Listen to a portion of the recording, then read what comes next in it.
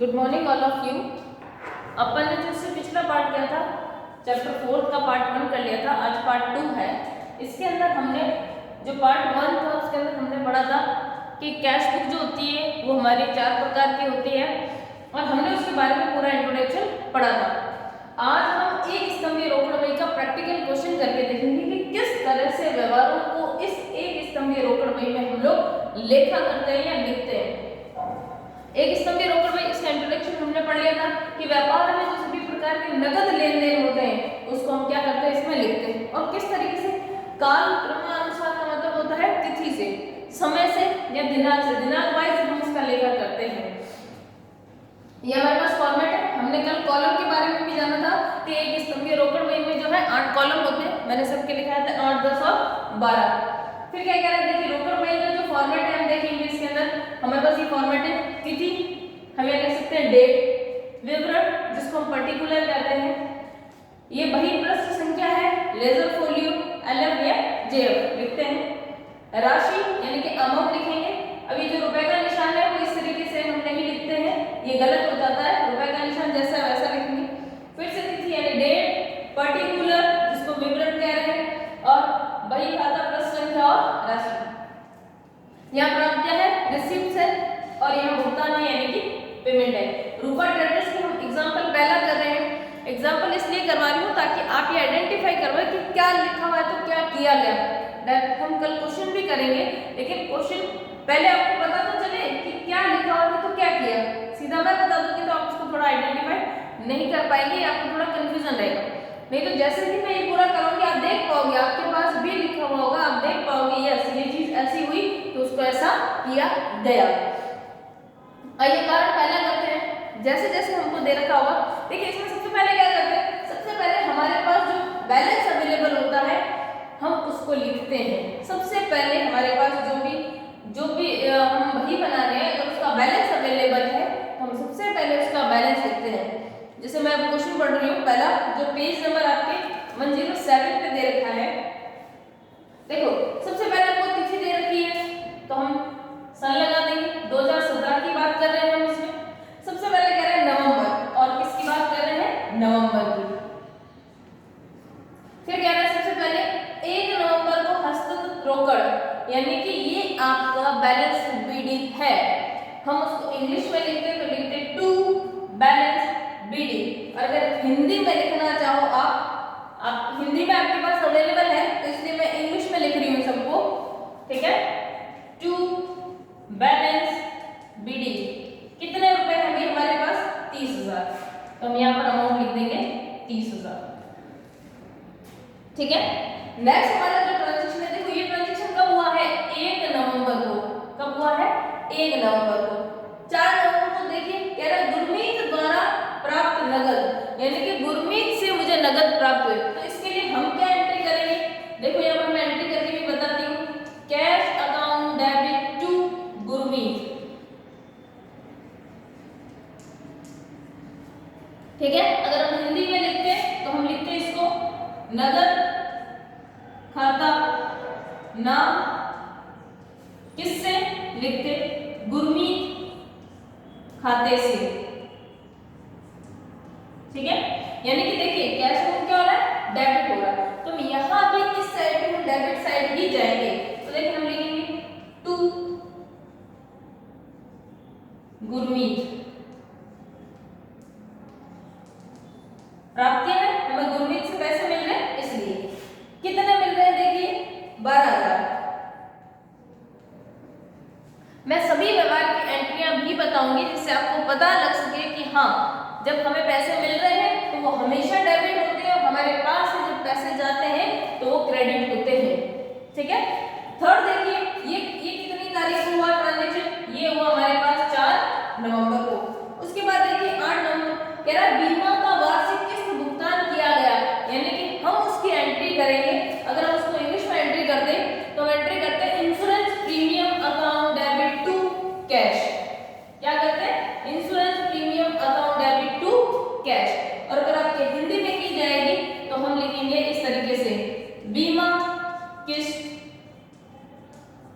नाम, फिर लिखते हैं रोकड़ खाते से, इसको हम ऐसे भी लिख सकते हैं, insurance premium account debit to cash account. ठीक है, तो देखिए यहाँ पर कैश अकाउंट क्या हो रहा है, क्रेडिट हो रहा है। हम इसके क्रेडिट साइड में जाएंगे, इंग्लिश में अगर लिखेंगे तो लिखेंगे बाय इंश्योरेंस प्रीमियम। कितने से भाई, कितना अमाउंट था हमारे पास, 6000 रुपए। ठीक है, नेक्स्ट देखिए ये कितनी तारीख को मामला हुआ, ये हमारे पास है 8 नवंबर को। उसके बाद देखिए कह रहा फर्नीचर क्रय किया, तो हमने पहले रूल भी पढ़े थे, फर्नीचर क्रय किया, एसेट्स आइए तो एसेट्स अकाउंट को डेबिट करेंगे, जो वस्तु व्यापार में है उसको डेबिट कीजिए और जो वस्तु व्यापार से जाए उसको क्रेडिट कीजिए। तो हम एंट्री करते हैं, अगर हमने फर्नीचर क्रय किया है तो हम एंट्री करते furniture account debit to cash, क्योंकि इसमें किसी का नाम नहीं है तो हमें नहीं पता किससे खरीदा, तो हम नॉर्मली मान लें कि कैश ही खरीदा होगा। हिंदी में हम इसको करेंगे फर्नीचर खाते नाम रोकड़ खाते से, मैं दोनों चीजें बोल रही हूँ। इसमें देखिए कैश अकाउंट क्या हो रहा है, क्रेडिट, हम क्रेडिट साइड जाएंगे। कितनी तारीख को खरीदा हमने फर्नीचर, हमने खरीदा है 13 नवंबर को, लिखेंगे बाय फर्नीचर।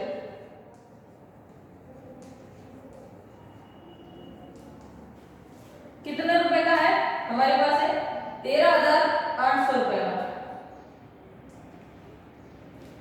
फिर देखिए उसके बाद 16 तारीख को कह रहा है माल नगद विक्रय।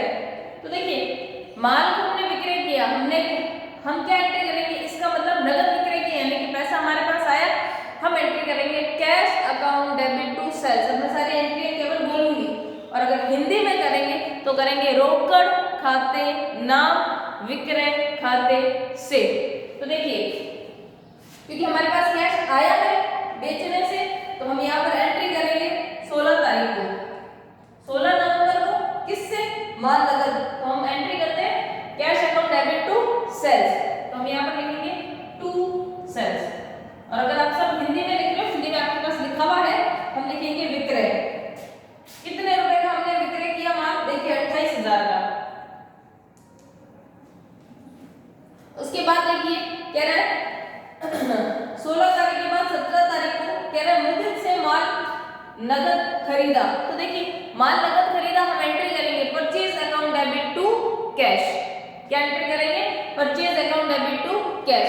अगर हिंदी में करेंगे तो हम लिखेंगे क्रय खाता नाम रोकड़ खाते से। तो देखिए उसमें भी आपका, क्योंकि आपने माल खरीदा है तो आपका जो है कैश क्रेडिट हो रहा होगा। कितनी तारीख को, देखिए 17 तारीख को। तो हम यहाँ पर लिखेंगे बाय परचेज। कितने रुपए से, हमारे पास है 17,400 रुपए से। नेक्स्ट देखिए कह रहा है स्टेशनरी क्रय, यानी कि हमने स्टेशनरी का कोई माल खरीदा। तो देखिए स्टेशनरी क्योंकि हमारे लिए खर्चा होता है, तो हम एंट्री करेंगे स्टेशनरी अकाउंट डेबिट टू, जो है हमारे पास क्या कर देंगे, कैश। तो देखिए हम कुछ हिंदी में भी लिख लेते हैं, जैसे अगर हम बात करें कौन सी तारीख की, 20 तारीख की, तो हम 20 तारीख को एंट्री करते स्टेशनरी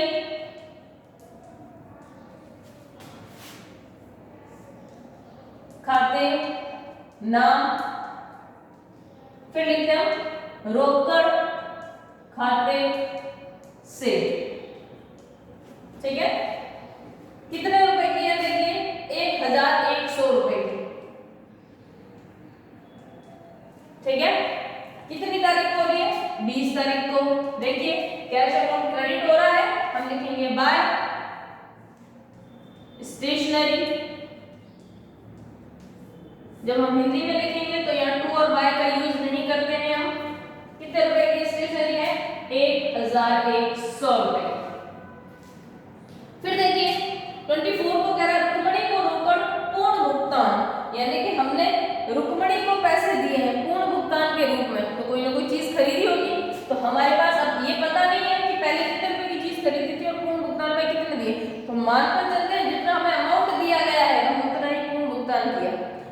रुक्मणी को भुगतान कर रहे हैं, तो देखिए हमसे पैसा जा रहा है, हम एंट्री करेंगे। हिंदी में मैं बता रही हूँ कि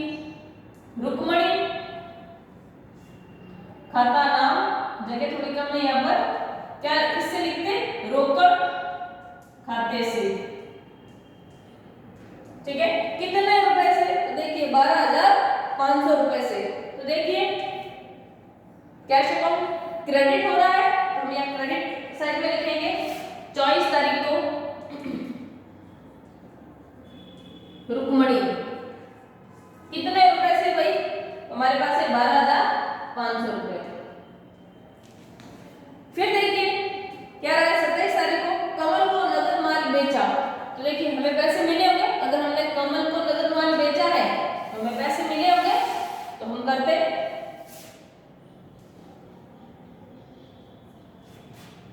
यस 27 तारीख को नगद माल बेचा, तो हमें नाम लिखने की आवश्यकता नहीं है, ठीक है। हम एंट्री करेंगे रोकड़ खाता नाम, माल बेचा तो हम करते विक्रय खाते से। अगर उधार बेचते तो यहाँ पर कमल लिख देते, रोकड़ की जगह कमल लिख देते, ठीक है। रोकड़ खाता नाम विक्रय खाते से। तो देखिए यहाँ हम एंट्री करते cash account debit to sales 27 तारीख को। तो देखिए हम यहाँ पर लिखते हैं, क्योंकि रोकड़ खाता डेबिट हो रहा है 27 तारीख को, क्या लिखेंगे हम यहाँ पर लिखेंगे सेल्स की बात कर रहे हैं तो विक्रय। कितने रुपए से, देखिए 18,200 रुपए से। अब देखिए कह रहा है मासिक किराया चुकाया, यानी कि रेंट चुकाया। हम एंट्री करते हैं rent account debit to cash. क्या एंट्री करते हैं? Rent account debit to cash. और अगर आप हिंदी में करोगे तो किराया खाता नाम रोकड़ खाते से, ठीक है। तो देखिए यहाँ पर फिर से रोकड़ अकाउंट यानी कि कैश अकाउंट क्या हो रहा है, क्रेडिट हो रहा है, यानी हम एंट्री करते हैं rent account debit to cash. तो देखिए कितनी तारीख को है, 30 तारीख को है। हम यहाँ पर एंट्री करेंगे रेंट अकाउंट, या आप हिंदी में लिख रहे हो तो किराया खाता। कितने रुपए से है भाई, 2,500 रुपए से। फिर देखिए फिर ये कह रहा है कि हमने 30 तारीख को फिर से वेतन चुकाया, यानी कि सैलरी सेम, वो भी खर्चा है, किराए की जगह हम वेतन खाता नाम रोकड़ खाते से कर देंगे। या अगर हम इंग्लिश में एंट्री करते हैं तो salary account debit to cash कर देंगे। तो देखिए वो भी 30 तारीख को है, तो वो भी हमारे लिए खर्चा है, हम लिखेंगे वेतन। और अगर इंग्लिश में करते हैं तो लिखते हैं बाय सैलरी। कितने रुपए की भुगतान की भी हमने किया है 3,500 का। अब देखिए अब हमारे पास एक और है 30 तारीख को ही, क्या कह रहा है, बैंक में नगद जमा कराए। जब हम double entry system double column cash book पढ़ेंगे तब आपको बताएंगे कि अगर बैंक में पैसे जमा कराने और बैंक में पैसे निकालने से कॉन्ट्रा एंट्री होती है। तो बैंक में जब हम पैसे जमा करेंगे तो हमारे पास क्या एंट्री आ जाएगी, हमारे पास एंट्री आ जाएगी bank account debit to cash. अगर हम इंग्लिश में करेंगे तो हम एंट्री करेंगे bank account debit to cash. और हिंदी में करेंगे तो इस तरीके से करेंगे बैंक खाता नाम रोकड़ खाते से,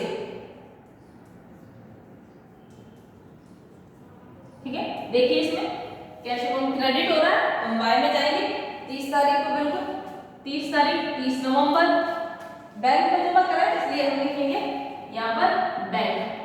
कितने रुपए जमा कराए थे हमने कराए थे 8,000 रुपए। अब हमारे सारे ट्रांजेक्शन खत्म हो गए, तो हम डेबिट और क्रेडिट साइड की जोड़ लगा लेंगे, डेबिट और क्रेडिट साइड की जोड़ लगा लेंगे। अगर आप 30,000, 12,000, 28,000 और 18,200 जोड़ोगे तो टोटल 8820 आएगा। उसमें से देखिए अपन जोड़ करके देखते हैं, ये रहा 30, फिर हम जोड़ेंगे 40, 50, 60, 70 और 8 16, 80 और 8 और 2, ठीक है, यानी कि डबल 88, यानी कि 88,200।